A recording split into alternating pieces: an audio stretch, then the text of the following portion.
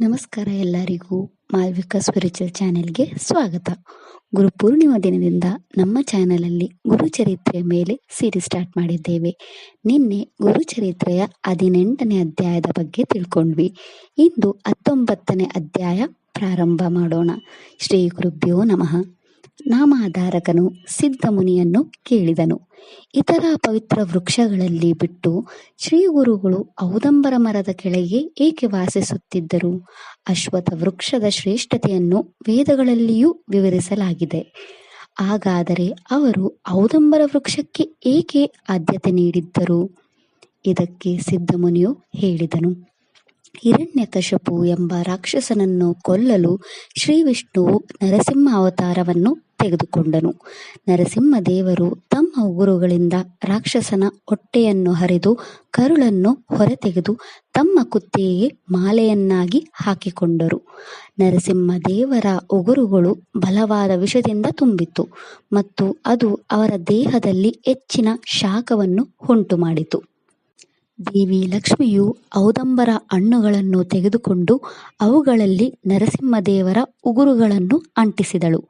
ಅದರಿಂದ ನರಸಿಂಹದೇವರ ದೇಹದ ವಿಷ ಮತ್ತು ಶಾಖವು ಕಡಿಮೆಯಾಯಿತು ಮತ್ತು ಲಕ್ಷ್ಮೀದೇವಿ ಮತ್ತು ನರಸಿಂಹದೇವರು ಆ ಮರದಿಂದ ಸಂತೋಷಪಟ್ಟರು. ಅವರು ಔದಂಬರ ವೃಕ್ಷವನ್ನು ಆಶೀರ್ವಾದಿಸಿದರು. ನೀನು ಯಾವಾಗಲೂ ಹಣ್ಣುಗಳನ್ನು ಕೊಡುತ್ತೀಯ ಮತ್ತು ಜನರು ನಿನ್ನನ್ನು ಕಲ್ಪತರು ಎಂದು ಪೂಜಿಸುತ್ತಾರೆ. ನಿನ್ನ ದೃಷ್ಟಿಯಿಂದಲೇ ಪ್ರಬಲವಾದ ವಿಷಗಳು ಕಡಿಮೆಯಾಗುತ್ತವೆ ಮತ್ತು ಸಂತಾನಹೀನ ಸ್ತ್ರೀಯರು ನಿನ್ನನ್ನು ಭಕ್ತಿಯಿಂದ ಪೂಜಿಸಿದರೆ ಸಂತಾನ ಪ್ರಾಪ್ತವಾಗುತ್ತದೆ. ಔದಂಬರ ವೃಕ್ಷವು ಕಲಿಯುಗದಲ್ಲಿ ಕಲ್ಪತರು. ಅದರಿಂದ ಶ್ರೀ ಗುರುಗಳು ಅದರ ಅಡಿಯಲ್ಲಿ ವಾಸಿಸುತ್ತಿದ್ದರು. ಬ್ರಹ್ಮ, ವಿಷ್ಣು ಮತ್ತು ಮಹೇಶ್ವರರು ಶ್ರೀ ಗುರು ದತ್ತಾತ್ರೇಯನ ರೂಪದಲ್ಲಿ ಇಲ್ಲಿ ವಾಸಿಸುತ್ತಾರೆ. ಶ್ರೀ ಗುರುಗಳು ಇಲ್ಲಿ ನೆಲೆಸಿದ್ದಾಗ 64 ಯೋಗಿನಿಯರು ಮಧ್ಯಾಹ್ನ ಸಮಯದಲ್ಲಿ ಅವರ ಬಳಿಗೆ ಬರುತ್ತಿದ್ದರು ಮತ್ತು ಶ್ರೀ ಗುರುವನ್ನು ಪೂಜಿಸಲು ನದಿಗೆ ಕರೆದೊಯ್ಯುತ್ತಿದ್ದರು. ಅವರು ಅವರಿಗೆ ರುಚಿಕರವಾದ ಆಹಾರವನ್ನು ನೀಡುತ್ತಿದ್ದರು. ನಂತರ ಶ್ರೀ ಗುರುಗಳು ಔದಂಬರ ಮರದ ಕೆಳಗೆ ತಮ್ಮ ಸ್ಥಳಕ್ಕೆ ಹಿಂತಿರುಗುತ್ತಾ ಇದ್ದರು. ಅವರು ಭಿಕ್ಷೆಗಾಗಿ ಪಟ್ಟಣಕ್ಕೆ ಯಾರ ಮನೆಗೆ ಹೋಗಲಿಲ್ಲ. ಈ ಸನ್ಯಾಸಿಯು ಔದಂಬರ ವೃಕ್ಷದ ಕೆಳಗೆ ಹೇಗೆ ವಾಸಿಸುತ್ತಿದ್ದಾನೆಂದು ಅಲ್ಲಿರುವ ಬ್ರಾಹ್ಮಣರು ಆಶ್ಚರ್ಯಪಟ್ಟರು. ಕೆಲವು ಬ್ರಾಹ್ಮಣರು ಅವರ ಮೇಲೆ ನಿಗಾ ಇರಿಸಿದರು, ಆದರೆ ಮಧ್ಯಾಹ್ನ ಸಮಯದಲ್ಲಿ ಅವರು ಭಯಗೊಂಡರು ಮತ್ತು ಅವರು ಈ ಕಲ್ಪನೆಯನ್ನು ಬಿಟ್ಟುಬಿಟ್ಟರು. ಆ ನಗರದಲ್ಲಿ ಗಂಗಾನುಜ ಎಂಬ ರೈತನಿದ್ದನು. ಅವನು ನದಿಯ ದಡದಲ್ಲಿ ತನ್ನ ಹೊಲವನ್ನು ಹೊಂದಿದ್ದನು. ಮಧ್ಯಾಹ್ನ 64 ಯೋಗಿನಿಯರು ನದಿಯಿಂದ ಹೊರಬರುವುದನ್ನು ಅವನು ಕಂಡನು. ಅವನು ಶ್ರೀ ಗುರುಗಳಿಗೆ ನಮಸ್ಕರಿಸಿದನು. ನಂತರ ಯೋಗಿನಿಯರು ಗುರುವನ್ನು ನದಿಗೆ ಕರೆದೊಯ್ದರು. ನದಿ ನೀರನ್ನು ವಿಭಜಿಸುವ ಮೂಲಕವನ್ನು ಅವನು ಒಂದು ಮಾರ್ಗವನ್ನು ರಚಿಸಿದನು. ಸ್ವಲ್ಪ ಸಮಯದ ನಂತರ ಶ್ರೀ ಗುರುಗಳು ಅದೇ ಹಾದಿಯಲ್ಲಿ ಹಿಂತಿರುಗಿದರು. ಮರುದಿನ ಶ್ರೀ ಗುರುವನ್ನು ಯೋಗಿನಿಯರು ಕರೆದುಕೊಂಡು ಹೋಗುವಾಗ ಗಂಗಾನುಜ ಅವರನ್ನು ಹಿಂಬಾಲಿಸಿದನು. ನದಿಯೊಳಗೆ ಅಮೂಲ್ಯವಾದ ಅರಳುಗಳಿಂದ ಮಾಡಲ್ಪಟ್ಟ ಅರಮನೆ ಮತ್ತು ಎತ್ತರದ ಮತ್ತು ಉತ್ತಮವಾಗಿ ಅಲಂಕರಿಸಲ್ಪಟ್ಟ ಸಿಂಹಾಸನವಿರುವುದನ್ನು ಅವನು ನೋಡಿದನು. ಅದರ ಸಿಂಹಾಸನದ ಮೇಲೆ ಶ್ರೀ ಗುರುಗಳು ಕುಳಿತಿದ್ದರು. ಅವರನ್ನು ಯೋಗಿನಿಯರು ಪೂಜಿಸುತ್ತಿದ್ದರು ಮತ್ತು ಶ್ರೀ ಗುರುಗಳು ಗಂಗಾನುಜನನ್ನು ನೋಡಿದರು. ಶ್ರೀ ಗುರುಗಳು ಅವನನ್ನು ಕೇಳಿದರು, ನೀನು ಇಲ್ಲಿಗೆ ಹೇಗೆ ಬಂದೆ? ಅವನು ಉತ್ತರಿಸಿದ, ಈ ನದಿಯೊಳಗೆ ಏನಿದೆ ಮತ್ತು ನೀವು ಪ್ರತಿದಿನ ಮಧ್ಯಾಹ್ನ ಏಕೆ ಹೋಗುತ್ತೀರಿ ಎಂದು ನೋಡಲು ನಾನು ಇಲ್ಲಿಗೆ ಬಂದಿದ್ದೇನೆ ಎಂದು ಹೇಳಿ ಶ್ರೀ ಗುರುಗಳಿಗೆ ನಮಸ್ಕರಿಸಿದನು. ಶ್ರೀ ಗುರುಗಳು ಅವನಿಗೆ ಹೇಳಿದರು, ನಿಮ್ಮ ದುಃಖಗಳು ಈಗ ಅಳಸಿ ಹೋಗಿವೆ, ನಿಮ್ಮ ಆಸೆಗಳು ಈಡೇರುತ್ತವೆ. ಆದರೆ ಇಲ್ಲಿ ಕಂಡದ್ದನ್ನು ಯಾರಿಗೂ ಹೇಳಬೇಡ, ಇಲ್ಲದಿದ್ದರೆ ನೀನು ಎಲ್ಲವನ್ನೂ ತಕ್ಷಣವೇ ಕಳೆದುಕೊಳ್ಳುತ್ತೀಯ. ಆಗ ಶ್ರೀ ಗುರುಗಳು ಅವನೊಂದಿಗೆ ಔದಂಬರ ವೃಕ್ಷಕ್ಕೆ ಹಿಂತಿರುಗಿದರು. ಗಂಗಾನುಜನು ತನ್ನ ಹೊಲಗಳಿಗೆ ಬಂದು ನಿಧಿಯನ್ನು ಕಂಡನು. ಅವನು ಉತ್ತಮ ಜ್ಞಾನವನ್ನೂ ಪಡೆದನು. ಅವನು ಮತ್ತು ಅವರ ಹೆಂಡತಿ ಮತ್ತು ಮಕ್ಕಳೊಂದಿಗೆ ಶ್ರೀ ಗುರುಗಳ ಸೇವೆಯನ್ನು ಹೆಚ್ಚು ಭಕ್ತಿಯಿಂದ ಮಾಡಿದನು.